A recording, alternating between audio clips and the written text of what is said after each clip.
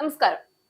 മനുഷ്യന് മനുഷ്യനെ തന്നെയോ അല്ലെങ്കിൽ ദൈവത്തിനെയോ എങ്കിലും ഭയമില്ല എങ്കിൽ അങ്ങനെയുള്ളവൻ മൊത്തം മാനവരാശിക്കും ഉഗ്രവിഷമുള്ള സർപ്പത്തെക്കാൾ അപകടകാരിയാവും.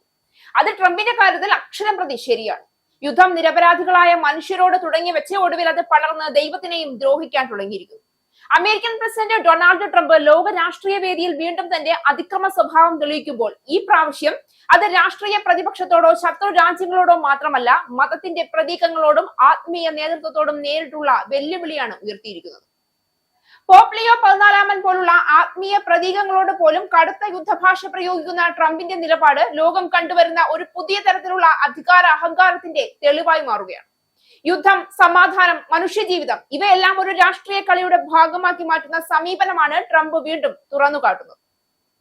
വിശ്വാസവും ധാർമ്മികതയും മുൻനിർത്തി സംസാരിക്കുന്ന ഒരു പോപ്പിനോട് പോലും പ്രതികരിക്കുമ്പോൾ സഹിഷ്ണുതയോ വിനയമോ കാണിക്കാതെ ശക്തിയും ഭീഷണിയും മാത്രം ഭാഷയാകുന്ന ഈ മനോഭാവം ലോക നേതൃത്വത്തിന് അനുയോജ്യമോ എന്ന ചോദ്യമാണ് ഉയരുന്നത്. ദൈവത്തിന്റെ പ്രതിനിധിയായി കണക്കാക്കപ്പെടുന്ന ഒരാളോട് പോലും ഇത്തരത്തിലുള്ള സമീപനം സ്വീകരിക്കുന്ന ഒരു നേതാവ് സാധാരണ ജനങ്ങളുടെ വേദനയോട് എത്രമാത്രം കരുണ കാണിക്കും? US പ്രസിഡന്റ് ഡൊണാൾഡ് ട്രംപുമായി തർക്കത്തിലേർപ്പെടാൻ തനിക്ക് താല്പര്യമില്ല എന്നും യുദ്ധത്തിനെതിരെ സംസാരിക്കുന്നത് തുടരുമെന്നുമാണ് ലിയോ 14 മാർപ്പാപ്പ ഇതിനെതിരെ വ്യക്തമാക്കിയത്.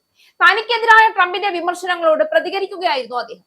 ട്രംപുമായി ഒരു വാക്കുതർക്കത്തിൽ ഏർപ്പെടാൻ താല്പര്യമില്ല എന്ന് പറഞ്ഞ അദ്ദേഹം താൻ ഒരു രാഷ്ട്രീയക്കാരനല്ല എന്നും സമാധാനത്തിനു വേണ്ടി ശബ്ദമുയർത്തുന്നത് തുടരുമെന്നും വ്യക്തമാക്കി.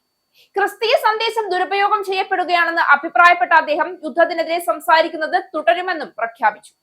പശ്ചിമേഷ്യയിലെ പ്രത്യേകിച്ച് ഇറാനെതിരെയുള്ള US ഇസ്രായേൽ യുദ്ധത്തെ ശക്തമായി എതിർക്കുന്നു. ലോക നേതാക്കൾ യുദ്ധഭ്രാന്ത് അവസാനിപ്പിക്കണമെന്നും സമാധാനത്തിനും ചർച്ചകൾക്കുമായി മുൻകൈ എടുക്കണമെന്നും അദ്ദേഹം ആഹ്വാനം ചെയ്തു. യുദ്ധത്തെ ന്യായീകരിക്കാൻ മതപരമായ ഭാഷ ഉപയോഗിക്കുന്നതിനെ അദ്ദേഹം ശക്തമായി അപലപിച്ചു. നേരത്തെ ഇറാൻ യുദ്ധത്തിൽ അഭിപ്രായ പ്രകടനം നടത്തിയതിലാണ് ലിയോ 14 മാർപ്പാപ്പയെ ട്രംപ് രൂക്ഷമായി വിമർശിച്ചത്. കുറ്റകൃത്യങ്ങളുടെ കാര്യത്തിൽ മാർപ്പാപ്പയുടെ നിലപാട് ദുർബലമാണെന്നും വിദേശ നയങ്ങൾ വളരെ മോശമാണെന്നും ട്രംപ് പരിഹസിക്കുകയും ചെയ്തിരുന്നു. തന്നെ നേരിടാൻ വേണ്ടിയാണ് ഒരു അമേരിക്കക്കാരനായ ലിയോയെ സഭ മാർപ്പാപ്പയായി തിരഞ്ഞെടുത്തതെന്നും ട്രംപ് ആരോപിച്ചിരുന്നു. താൻ വൈറ്റ് ഹൌസിൽ ഇല്ലായിരുന്നുവെങ്കിൽ ലിയോ വത്തിക്കാനിൽ ഉണ്ടാകില്ലായിരുന്നുവെന്നും അദ്ദേഹം പറഞ്ഞു.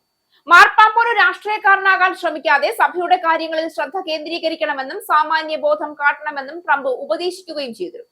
ട്രംപിന്റെ വിമർശനത്തിനെതിരെ കത്തോലിക്ക മത നേതാക്കളിൽ നിന്ന് പോലും വിശ്വാസികളിൽ നിന്നും ശക്തമായ പ്രതിഷേധമാണ് ഉയരുന്നത്.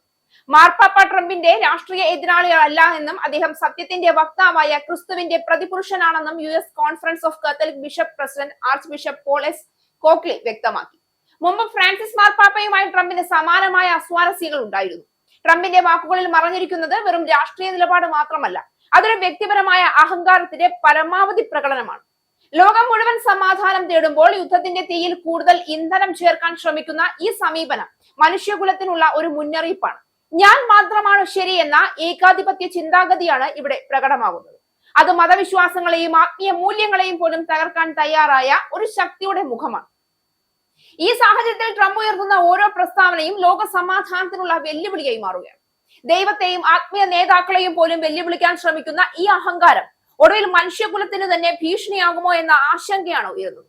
രാഷ്ട്രീയ ശക്തിയുടെ മതത്തിൽ മനുഷ്യ മൂല്യങ്ങൾ മറക്കുമ്പോൾ അതിന്റെ വില കൊടുക്കേണ്ടത് സാധാരണ ജനങ്ങളാണെന്നതാണ് ചരിത്രം നമ്മെ പഠിപ്പിക്കുന്നത്, ഇവിടെ ആവർത്തിക്കുന്നത്.